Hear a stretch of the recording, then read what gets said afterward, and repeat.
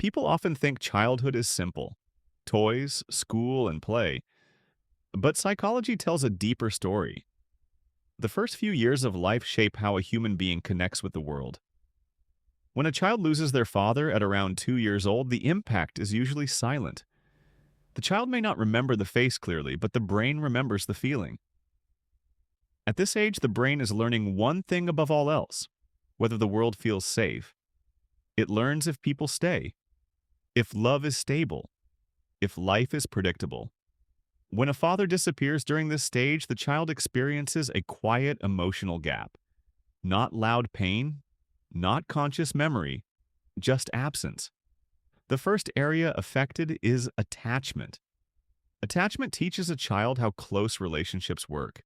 It forms the base of trust. A child who loses a father early may grow up with a fear of abandonment. They may feel uneasy when people get close, even if they don't know why. In social life, this can show in two ways. Some children become overly independent. They avoid relying on others and keep emotional distance. Others become anxious in relationships.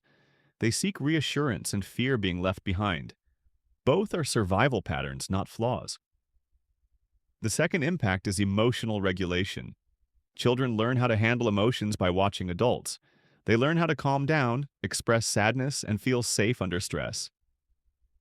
Without a father figure present, emotional balance can be harder to develop. In social settings, small conflicts may feel intense. They may withdraw, go silent, or feel overwhelmed. At the same time, many of these children develop high emotional sensitivity. They become very aware of others' moods. They sense emotional shifts quickly. This can make them empathetic and mature, but also emotionally tired. The third impact is self-worth. Growing up with early loss can create an inner question. Will people stay? Am I enough? In social life, this may turn into people-pleasing. They avoid conflict to protect connection, or it may turn into emotional distance, keeping others at arm's length to stay safe. The fourth impact is authority and trust. A father is often an early authority figure. When that presence is missing, the child may struggle with rules, teachers, or leadership figures. Some become resistant to control. Others mature early, becoming responsible and serious at a young age. They try to be strong, often too early. Now, an important truth. Not every child experiences the same outcome. What matters most is what happens after the loss. If the child grows up with stability, emotional support, and consistent care, the brain adapts. Predictable routines calm the nervous system.